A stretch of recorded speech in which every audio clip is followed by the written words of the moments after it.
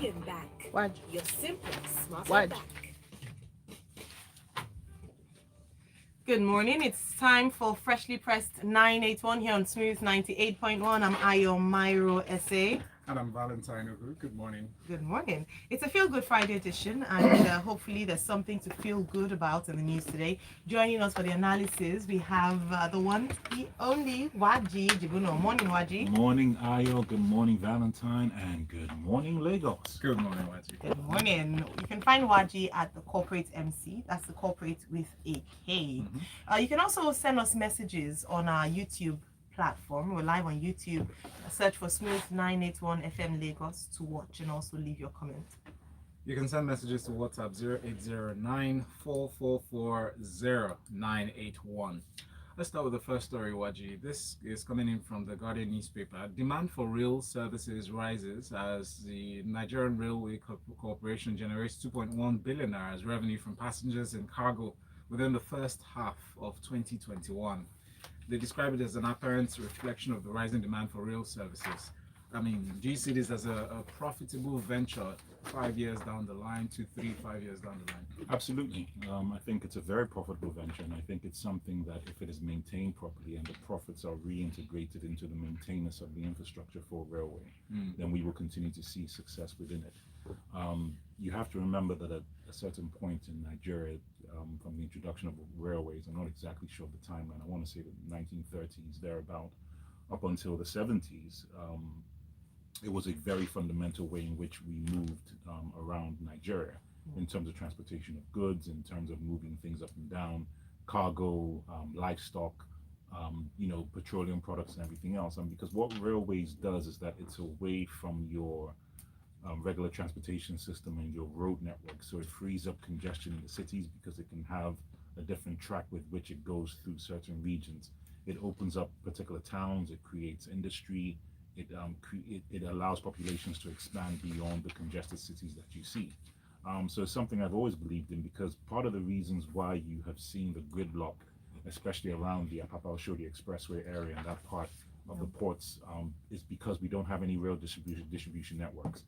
So what is now happening is that a lot of these trailers and tankers are coming from all over Nigeria and other parts of West Africa, to be honest, to a particular funnel point to collect import products and then now distribute it across Nigeria and beyond. But if you had the functioning railway systems that go beyond Lagos Ibadan, go to Lagos Ilorin, go to Lagos Benin, go to Lagos Port Harcourt, go to Lagos Kogi, go to Lagos Jos, go to Lagos Kaduna, and all these particular regions that now begin to connect, you decongest the roads. Part of the reason why our roads are where they are is because they are not built for the excessive stagnant situations where you have these multi-metric ton vehicles sitting on the highways. The concrete and all these things that they use to make the roads is not built for that. And when those roads are constantly plying, when these vehicles are constantly plying those roads, it's going to degrade the roads, and that's why we're having these challenges.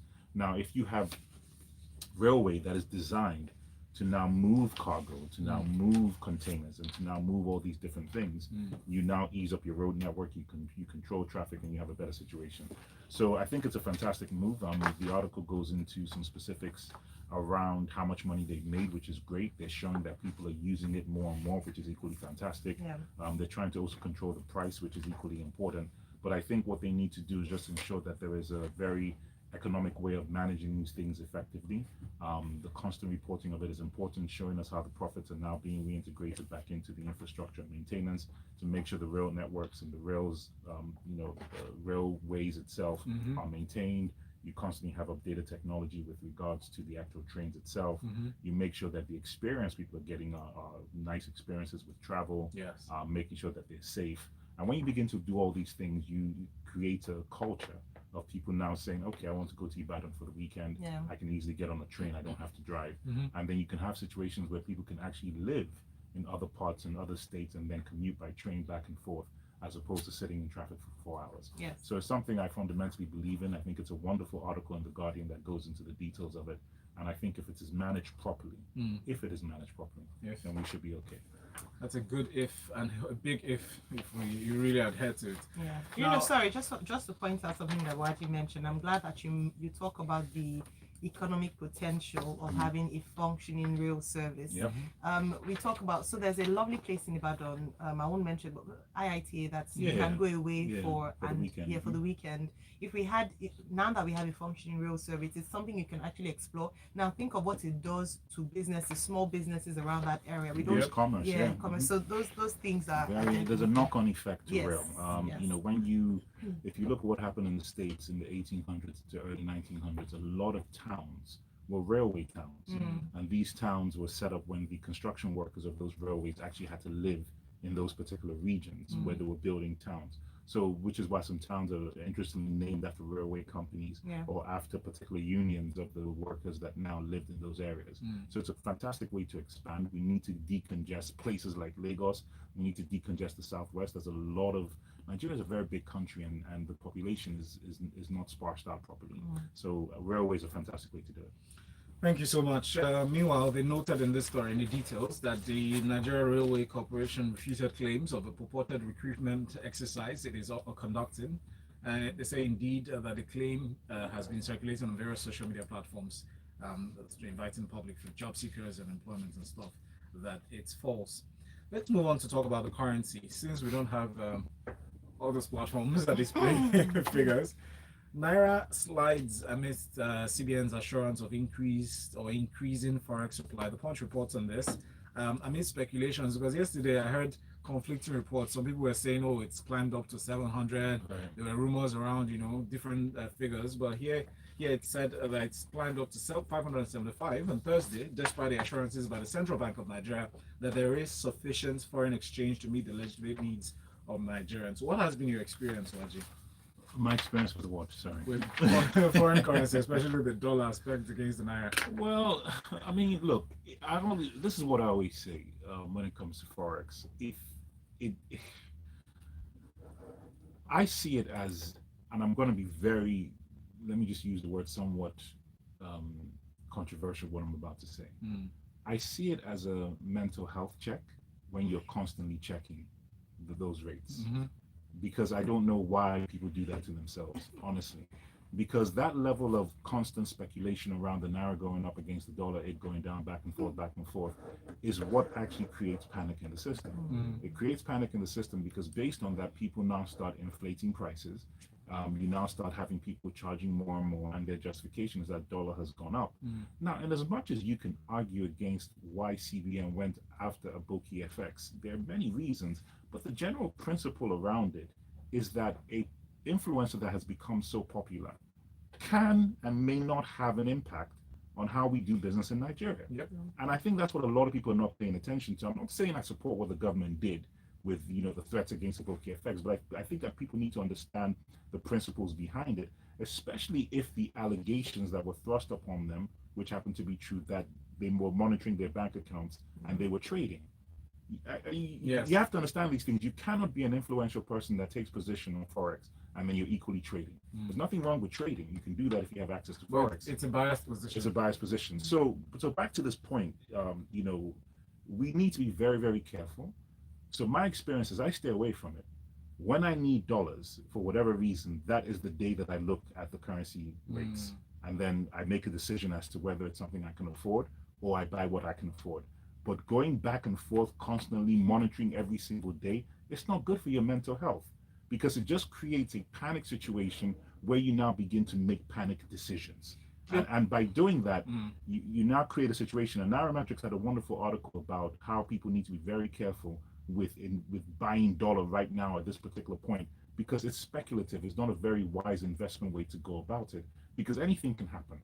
We've just received these euro bonds that is going to now stabilize our forex against naira situation.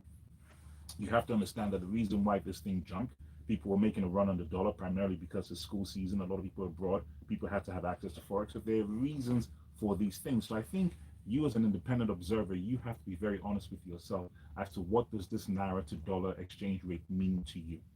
Okay, and you just need to pay attention to certain things so that way you don't give yourself unnecessary stress. So I appreciate all these things. We do need to have some convergence because to have two markets that exist, the official rate and the unofficial rate, and there is a difference of like 150 naira. It just doesn't make any sense, and it just creates a serious panic in commerce and the economy as a whole. Thank you for that. Very true. All right, going back to the first story, we have Emeka from Ikeja saying that's the Railway Corporation story, that the NRC needs to do more on adverts. I took the train to Abeokuta for a quick trip and got back as scheduled. Taking my family to see Olumo Rock on October 1st. It's like being in a plane, you know. Yeah, and this is a very good point. Yeah. And it's a fantastic point that is it Emeka? Yeah, that Emeka, is making, and I think he's right. They need to do more on creating narratives and advertising. I do agree Yes, with that. yes. He did well to send us a He video. actually sent Okay, us a video of fantastic. So himself. here's the excerpt. I mean, you can hear the audio, but we can see the video in the studio. It's amazing. So Yeah. he shows us a shot of the front rows, Yeah. the empty seats all Yeah, the way because down people to don't use them. where the Yeah. eyes can see, Yeah. and it looks really nice. I thought it was a business class cabin Yes, on a yes. plane. Yeah. And I like the fact that he's mentioned that it was on time as well, so you can actually plan your journey. I mean, they've done a lot of work to get it to where it is. People just need to patronize and people need to trust it. Mm-hmm. So Thank you, this is Emeka. our own bit in the adverts, you know, and the promoting side Right. of things. I'll see yourself for the day. Quick publicity From the there. government. Me says it's really sad the issue of with CBN, the FX, the foreign exchange you claim is available, is really for what kind of trade? BTA, that's business travel allowance, PTA, personal travel allowance, Yeah, that's what it's for. education and medical abroad, the medical, medical Form trips. M. How does that make us better? Unfortunately, or what about availability for real sectors? Manufacturing sector is one example. It's that unfortunately for some of us, FX is a significant portion of our business, so we cannot follow the trade. Yeah, so the rates. let me just jump in. Now, you guys know me. I'm a Pan-Africanist. I'm a nationalist at the same time. Yeah. We're going to continue having this conversation for the next 50 years unless we invest in local resources, unless we invest in local production, unless we focus on exportation. Yeah. The reason why we're here, we are where we are today, is because we have become an import-dependent nation. We import every single thing, which is why we're having this conversation. If we locally produce products in Nigeria, we will not be having a conversation about what the foreign exchange rate is. And until we answer that philosophical question about how we decide to see ourselves over the next 50 years, we're going to continue to have this debate. Thank you so much. Also takes my mind back to a headline that we treated yesterday as foreign cargo airlines depart empty over extortion and multiple charges. It said it was a report from the Punch newspaper, if I recall correctly, where they made allegations as to the sundry charges that have been leveled, what do you call them, cargo planes. That enable the export of Nigerian produce abroad for foreign currency. So if the sundry charges, which are highly illegal, there's no receipt for such charges, by the way. Of course not. If it continues like this and forces cargo planes to leave empty, Right. what does that say? You have a fantastic point, and that's part of what needs to be addressed in order for us to begin to take ourselves seriously. Yeah. Because if you're not even making exportation attractive, let me rephrase that. If you're making exportation a heinous affair for people that produce products locally, then what on earth is the point? Yes, I'm with you on that. Yeah. Kolawole, thank you for your message. Very long message with regards to the conversation yesterday on the fixing of the House of Reps roof. We have here from Ike Peter saying, I totally agree with the analyst on the FX analysis. I adopt his views as mine. He believes that Aboki FX manipulated dollar prices and leveraged that. Yeah, I'm not saying they did. I just need people to understand the principle behind the danger of an Aboki FX. I'm not saying I don't have any evidence to the contrary. Yeah. But I'm just letting people know that that's, we need to be a bit more open-minded with regards to several aspects of the conversation. I think that's just very, very important. Yeah. Thank you so much.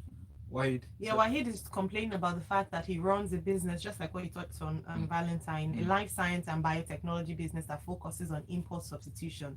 He applied for FX to get 7 imports through the bank and didn't get even after 4 weeks of application. Imagine that. So these are That's some tough. of the challenges. tough. Yeah. Let's move on from that to brain drain. The Punch newspaper has this report that the Minister of Labour and Employment, Senator Chris Ngige, on Thursday lamented that some states in the country were paying Egyptian, Cuban, and Pakistani doctors 5 times higher than what they pay their Nigerian counterparts. Beyond the differential that is shown through based on the exchange rates, like naira to dollar and all that. I mean, are there other reasons why we experience this disparity beyond the obvious? Yes, because we're products of colonialism, Valentine. There's no other reason why we would do something this ridiculous. These same Nigerian doctors that you're underpaying will literally go abroad and get paid more than the doctors you're importing. So when you now begin to break it down from that logic, you have to ask yourself, why on earth would we do something like this to begin with? Any state that does that needs to be sanctioned. Absolutely. And you see, for me, it's really a fundamental position as to what does it mean to be a Nigerian. Okay, and I'm not even going to go into the private sector. I'll leave that out of it because that's a bit constituted differently. But I'm talking about government, and these are government that are now employing expatriates and paying them more than Nigerian doctors. That is absolutely abhorrent under any circumstance, and I don't even understand. You know, Ngige should be following this up with, we are going to take actual sanctions.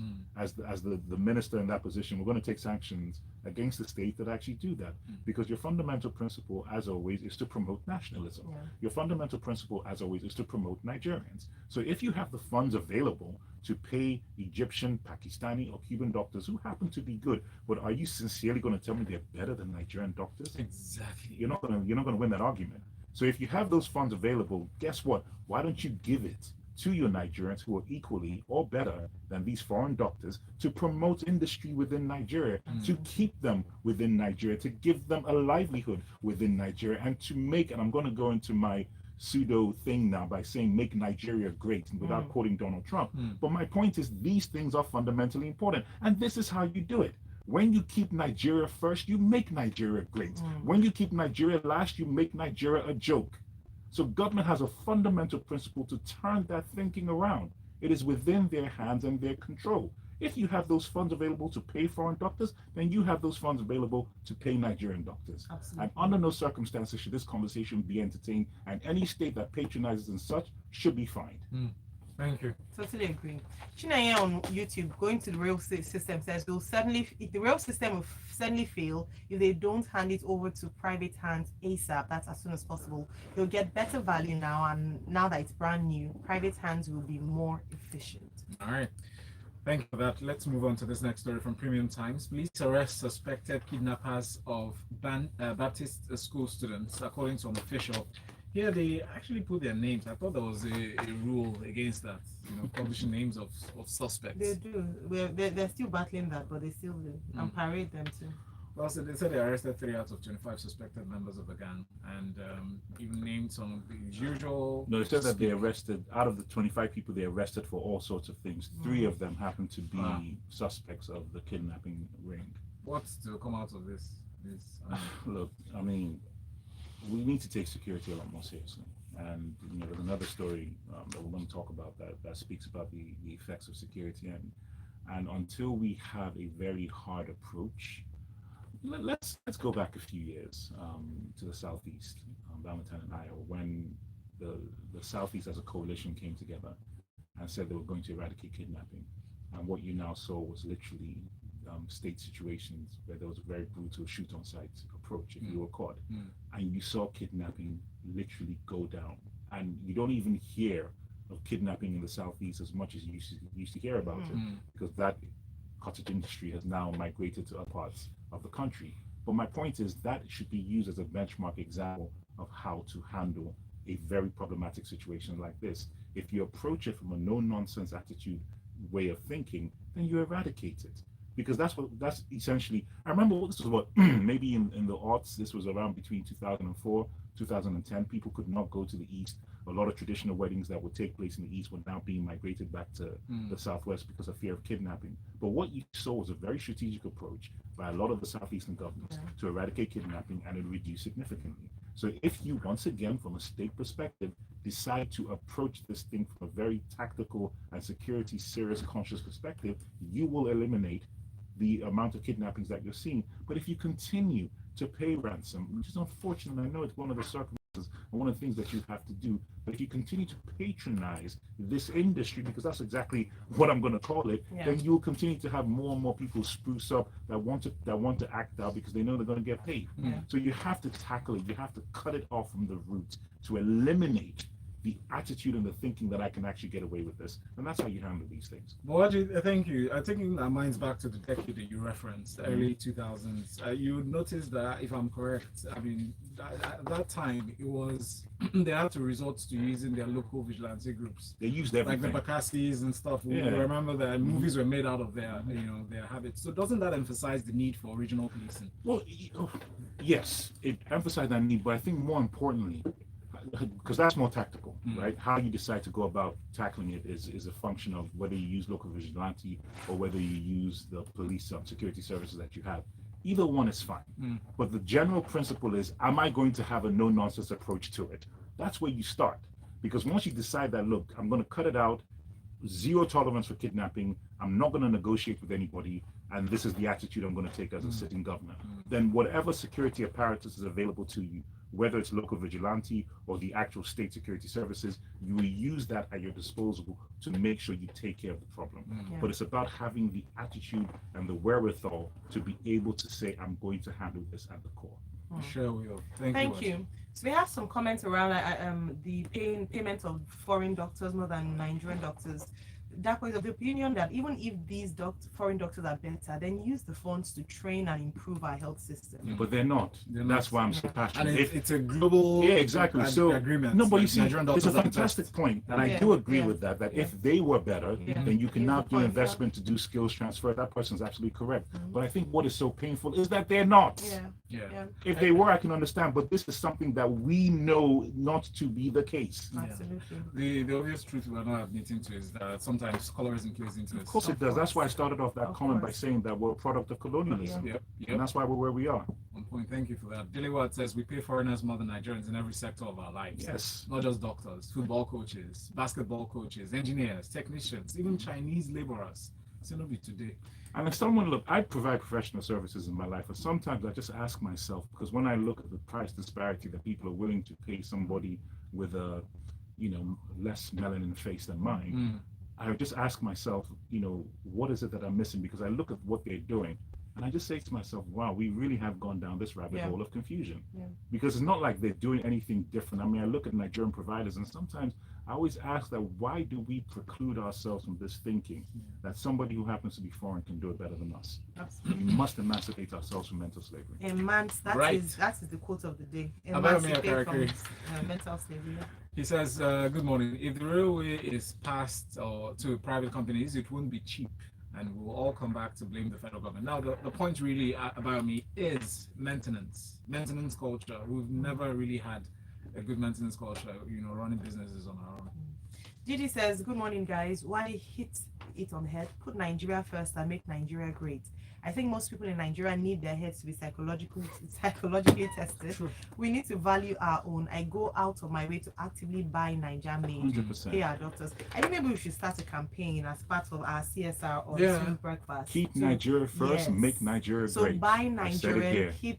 Yes, we're going to take that quote. But if you go to just on the side, if you go to a politician's house or whoever, like a HNI, you find that most of the things they have to down to their chair. It's foreign. Exactly. Yeah. All right, let's go on to, I think I'll skip this VAT story because we've talked about it a number of times here on the show, but let's go to the poverty one. A poverty direct cause of insecurity, says Finance Minister. The Minister of Finance, Budget and National Planning, Mrs. Zainab Ahmed, has declared that a direct relationship exists between governance, poverty and insecurity, stressing that poverty is a direct cause of insecurity. She said this at a convocation lecture of the Nigerian Defense Academy. Reading this headline and the introductory or the openings, a number of people have talked about this many times. And going back to what you said about the Minister of Labour, Dr. Ngige, that when you make statements like this as a government official, we don't want you to just make statements like this. We want to follow that. So please, I might like to get your thoughts on this. I mean, look, it's a powerful article. I encourage everybody to go read it. It's in this day. It's by the Minister of Finance, Mrs. Zainab Ahmed, our Minister of Finance, Budget and National Planning.